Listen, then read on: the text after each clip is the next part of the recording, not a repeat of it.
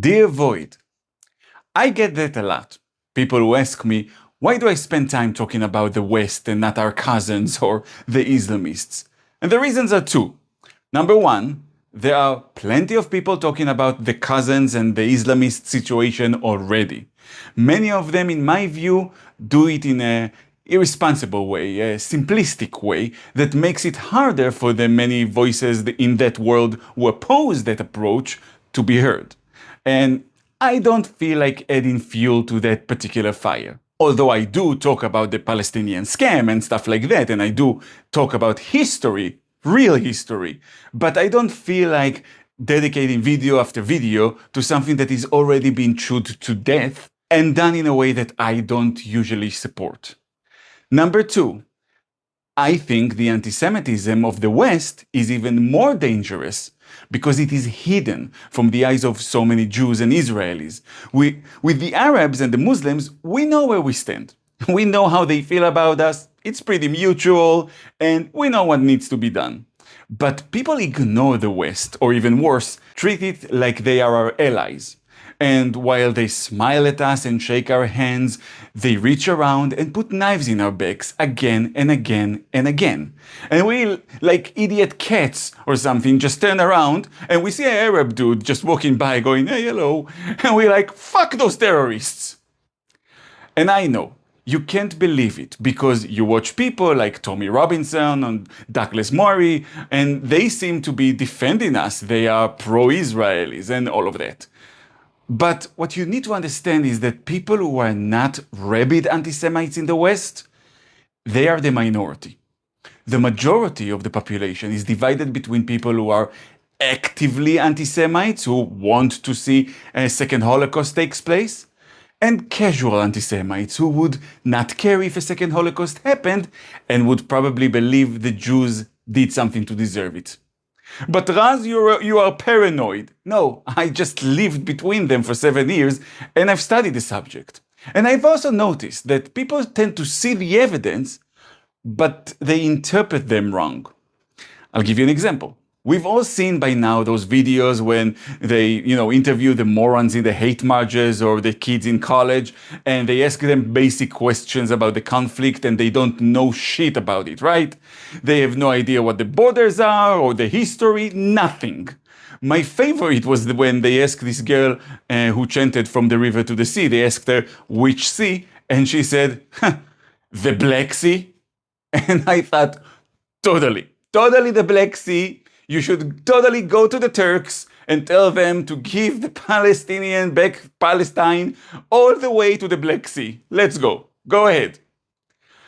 But the thing is, the conclusion that people get from those interviews is that they hate us because they don't know anything. If they knew the real facts, they wouldn't hate us. And that is false logic. Because ask yourself this, if they don't know anything, why would they hate us? Why would they cast the Jew as the villain? And if the reason is that they don't know anything, why do you always meet resistance when you try to educate them? I said that before.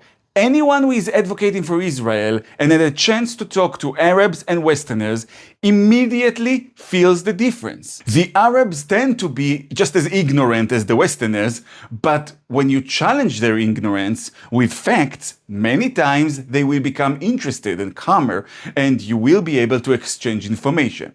Not always, of course, not always. Sometimes you do come across those Islamic, those rabid haters, or just like,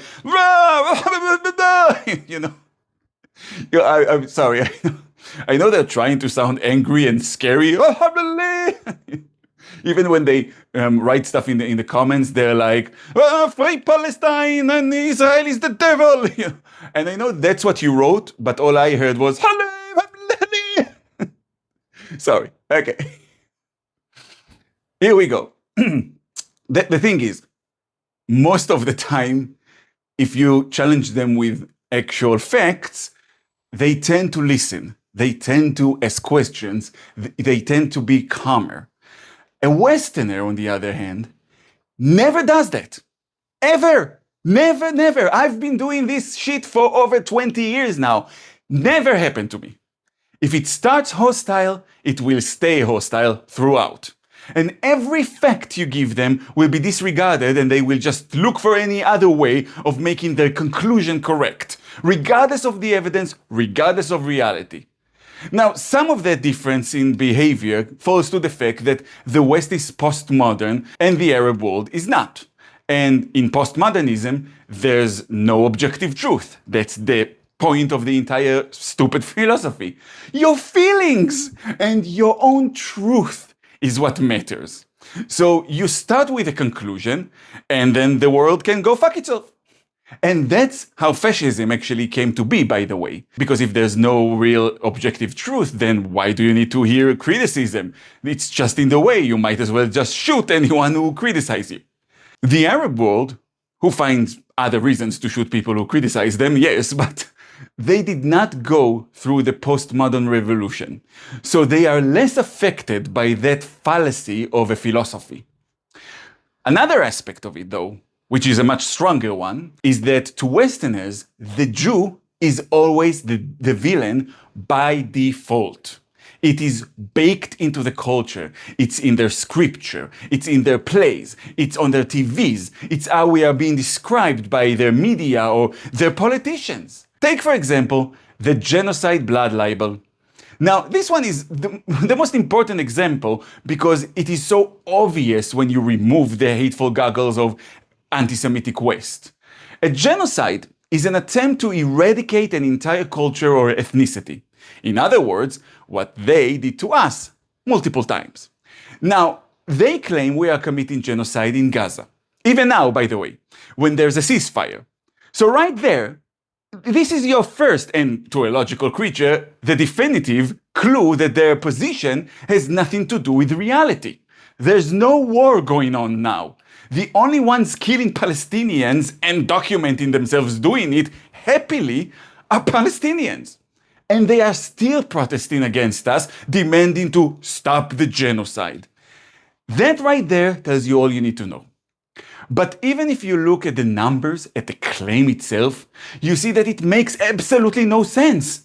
And it's especially easy to disprove. The number of the dead in the Strip that they claim is currently, when I'm filming this, around 65,000 people. Now, this number comes from only one source, Hamas. The terror organization that burned Jewish children alive, murdered toddlers and babies with their mothers, and raped women and little girls to death to the point that the UN has now put them on the list of organizations that use rape as a weapon, which is a war crime, of course. And this is the organization they think is a good and reliable source for information. That right there, strike two. Already, you have all the information you need. But let's continue. Then, if we accept this completely made-up figure, they know that Hamas does not differentiate between militants and civilians when they give those numbers. You never heard of a Hamas militant killed in battle, and it's not because they all have Iron Man suits. All you ever hear is just a gajillion Palestinians died today. And this is something the media even admits. Even the Nazi BBC admits it. Even the Nazi Sky News UK admits it. So it's not me saying that. Everybody knows that. It's not contested. And we know from the Israeli side that about 25,000 militants were sent to their 72 during this war. So already you have the number coming down from 65,000 to 40,000. Now, we also know that Hamas includes in this number civilians that they themselves killed. For example, in the beginning of the war, the media said that Israel bombed a hospital, and later the BBC even had to apologize because it turned out that it was a misfired rocket by one of the terror organizations. 500 people were killed, and they are counted in these casualties of war, with no difference between who killed them. They are all blamed on the evil Jews. So we know that at least half of the civilians killed in this war were killed by Hamas. So we are now down to about 20,000 people. Civilians as human shields. Again, not contested. This is documented by the UN, by other governments. They use residential buildings and hospitals to fire from. And therefore, it's impossible to avoid civilian casualties altogether. So the actual number of civilians that were killed in actions that you could honestly blame Israel for is far, far, far lower than even that. But here's the thing, even if we accept 20,000 dead, okay? Israel's fault. And we know there are 25,000 militants dead. That would make it the lowest militant to civilian ratio in the history of urban warfare. And you can test me on that. This is less than a 1-to-1 ratio. And this is far less than the ratio the Americans and the British had in the Middle East, which usually stood on 1-to-3, sometimes even 1-to-5. And then, of course, there are other facts, like the fact that Israel supplied humanitarian zones, also not contested. The fact that they let aid in, also not contested.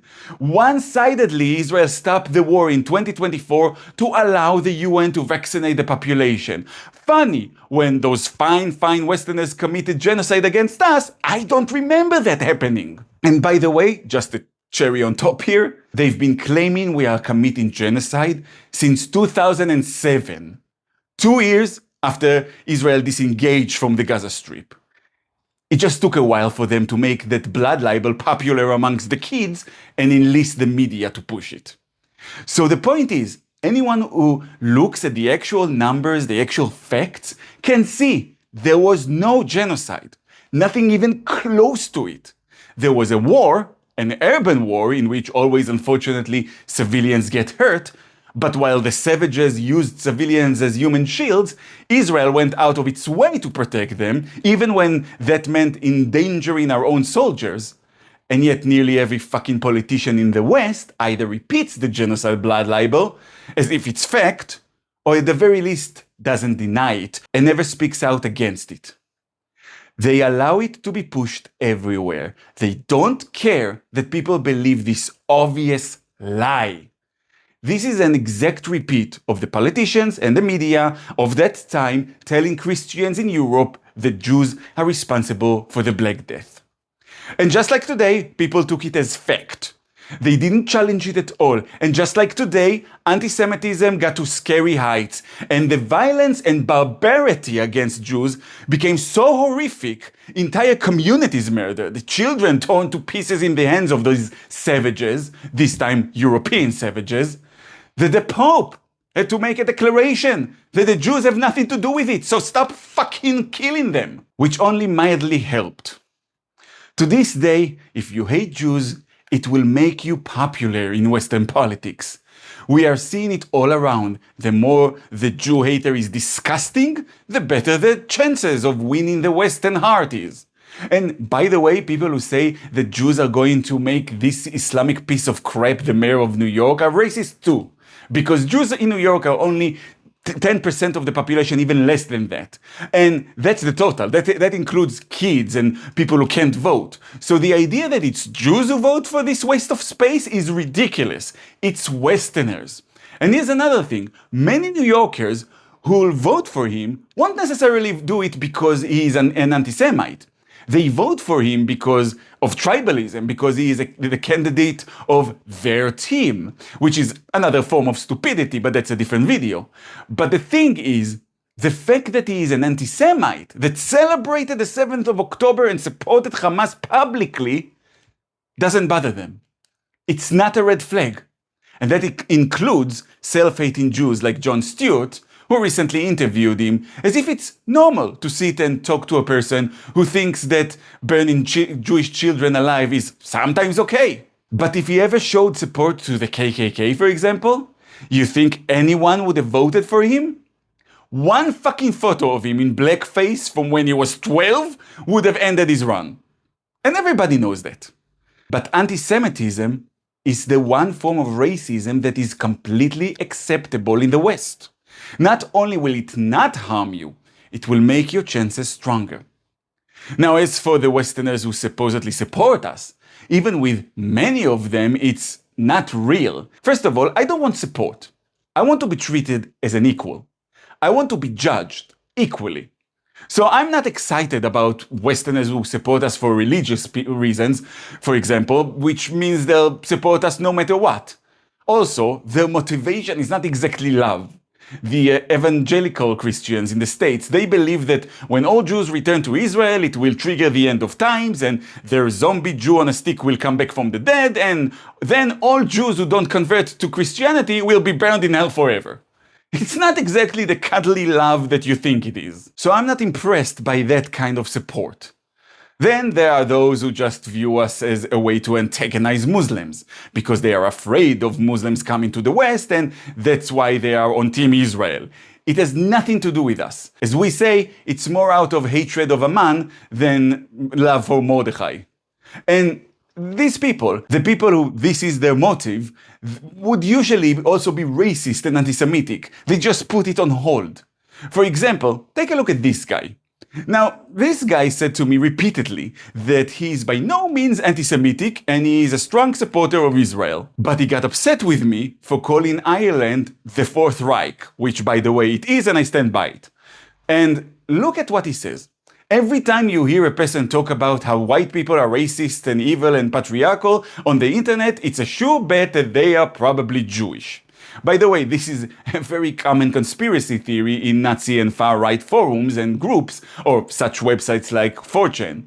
The idea that everything on the left, all the woke stuff, all the anti-Western stuff, it's all done by the Jewish hive mind, you know, the Illuminati, the Jewish deep state, set on bringing about the fall of the West. Why? Because reasons. But anyway, let's continue with our current genius. He goes on. They are mockingly known as the fellow white people because they always present themselves as white while spewing this hateful ideology. That's rich, by the way, considering that the left in the West usually are the ones categorizing us as white because that's a way for them to justify their racism towards us. So they claim that we are white. The Nazis from the right claim that we claim that we are white. You see how this is a damn if you do, damn if you don't situation, right? Whether we claim it or not, we are in the wrong. That's for sure, because the Jew is the villain. That's the starting point, not the conclusion. But the finale of his comment really drives home the lack of self-awareness, because we all agree that everything that guy said so far is extremely anti-Semitic, right? Well, he doesn't view himself like that. Listen to this. There is nothing you can do about left-wing anti-Semitism. They hate you for being Jewish and always will. Same with right-wing anti-Semitism, but you can avoid agitating the rest of normal European white people by stopping this rhetoric at least. Now, I know you'd think this guy specifically has no self-awareness, and he doesn't. I had to ban him eventually for his stupidity more than anything else. But the point is that he thinks his hateful racist opinions are what constitute normal and not racist. And I've talked to many people like him. Hell, I've lived amongst people like him. I've seen the casual anti-Semitism with my own eyes. I've seen them and heard them say things that when I ask them, if you change the word Jew with black, are you still okay with that, with what you just said? And I saw them turning white and becoming silent. It came to a point where I had to say to people, every time you think or say something about Jews, replace Jew with any other minority. If it sounds bad now, it was bad when you said it about us. And I saw with my own eyes people who never thought they were racist discover that they are. That anti-Semitism is such a natural part of their culture that it just became so ingrained in their lives, they couldn't even see it. They couldn't tell when they were doing it. So that's why I'm always suspicious about even those who support us. Because that's the culture they come from. And that's what I want to make people aware of. Both Jews and Israelis that should realize the West is not automatically our allies, and Westerners themselves. Because I think with this awareness, we might finally make a change. If we can get to a point where the children of Gen Z are ashamed of their parents about this issue, then we know that we made some progress. Now, if you want to find more about where does anti-Semitism in the West come from historically and what we should do about it, I have several videos on the matter. They're in the description. Probably a couple of them are floating around me now. So dig in, because there's a lot to go over.